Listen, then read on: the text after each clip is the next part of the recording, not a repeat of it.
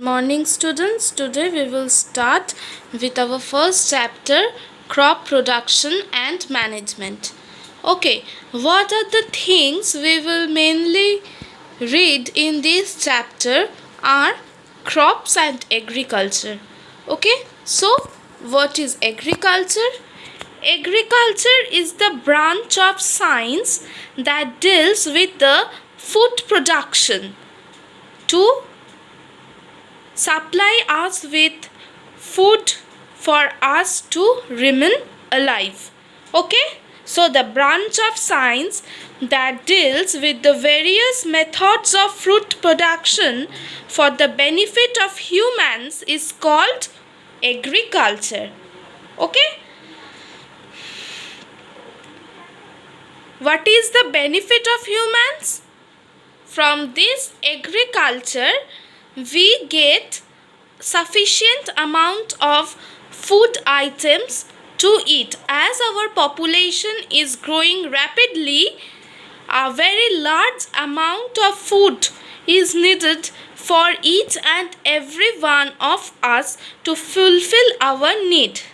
So this branch of science that is known as agriculture helps us in the methods and techniques, in developing the methods and techniques of food production. Now coming to crops. What are crops?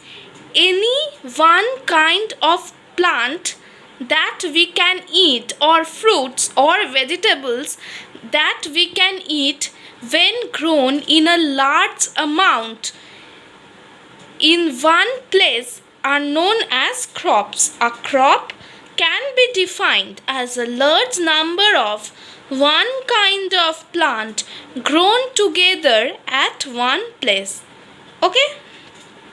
Crops give us food and fodder for animals, fuel for transport, etc. by its byproducts.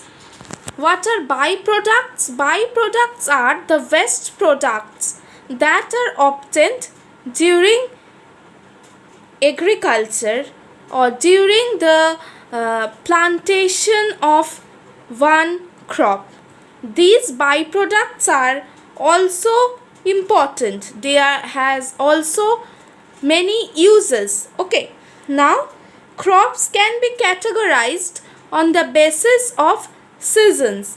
So crops are mainly of three types. Those are kharif crops, rabi crops and zaid crops. Okay, now these categorization of crops are mainly based on the seasons in which the crops are grown. Kharif crops are grown mainly in the monsoon season, that is from June to October. The crops grown during the monsoons June to October are called kharif crops. Seeds of these crops are sown at the beginning of the monsoon. Means seeds of these crops are planted at the beginning of the monsoon. After maturation, these crops are harvested towards the end of the monsoon season. So kharif crops we get at the end of the monsoon seasons. Examples of kharif crops are maize, millets, jowar, bajra, cotton, paddy, soybean, green gram, black gram and sugarcane. Now in these three types of crops, question can come, what is kharif crop, means the definition with their examples. Okay, so it is very important. Now coming to rabi crops. Crops that are grown in the winter season, which extends from November to April, is known as rabi crops. These require less water as compared to kharif crops. As kharif crops are grown in monsoon season, so they get more water, so these crops require more water. But rabi crops are grown in winter season, that is from November to April, so they require less water. Seeds of crops, these crops are sown at the beginning of the winter and are harvested in April or May. So the examples of Rabi crops are wheat, pea, linseed, barley and mustard. Okay, now coming to Zaid crops. Crops that are grown between the monsoon season and the winter season, that is between the Kharif crops and the Rabi crops, are called Zaid crops. These crops are grown from March to June. Examples are watermelon, cucumber and muskmelon are some of the examples. Okay, now coming to methods of crop production. Now, the basic activities performed by a farmer in the field to grow a crop are called agricultural practices. Now, from the sowing of seeds till harvesting, there are several steps that a farmer has to perform for the crop production.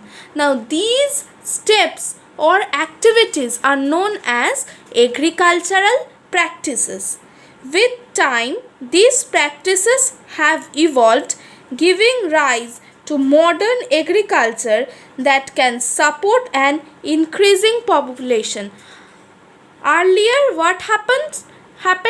The farmer used to do all the things with their hands. Okay, now with the technical evolution, with the modernization, agricultural practices are also done with machines to meet the increasing demand of the population. As our population is increasing, our demand is also increasing. Okay, now farmers need to take into consideration different factors that would lead to maximum yield from their land. While producing a crop, a farmer has to keep in mind the properties of soil, climate, amount of rainfall, temperature, altitude, etc. Now, all these crops cannot be grown in one season, because some crops need more rain, some need less, some need low temperature, some need high temperature. So, there are different conditions in which a crop can grow.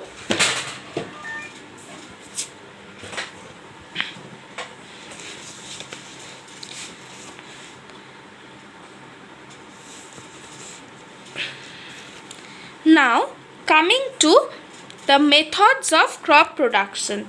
The first stages that the farmer has to keep in mind in production of crops are crop selection, land preparation, seed selection, seed sowing, irrigation, crop growth, fertilization, harvesting and storage. Now, once the crop is selected on the basis of the factors such as season, price of the crop and its demand in the market, the farmers begin other stages that follow in its production. Let us look at all the stages. Okay, first we will learn about preparation of soil. This is the first and one of the most important stage. Turning the soil is important because it loosens the soil. Plowing is done by modern equipments like tractors. This helps the soil particles to get loosened. This allows the roots of the plant to breathe freely, to go deep into the soil. Okay, now earthworms and microbes are present in the soil, which helps in this process. So they are known as friends of the farmers. Okay, the process of loosening and turning the soil is called plowing and tilling. Now, seed selection and sowing. After preparation of soil, high quality or healthy seeds are selected and dispersed in the fields by the process of sowing. Okay, now the seeds that are high in quality or good quality are selected and are dispersed in the field by the process of sowing. Sowing can be done manually by hand or by using seed drilling machines. Okay, some crops are first grown into seedlings in a small area before being transplanted into the main field. Example, paddy. Okay, today up to this much. Next day I will continue with adding manure and fertilization. That is, what is the importance of adding manure and fertilization. Now let me tell you. Please use a earphone to hear the video. That will help you to listen the video clearly and properly. And after seeing the video, if you have any problem, please feel free to ask in the comment section regarding any confusion you have in this video. Okay, learn the chapter thoroughly. The PDF which will be sent is for your learning. Okay, after completing this chapter, I will give you question answers. Write it down in your school classwork copy. That I will give you in the next class after completing the chapter. For today, learn the chapter thoroughly. It is given in the PDF. Okay, thank you.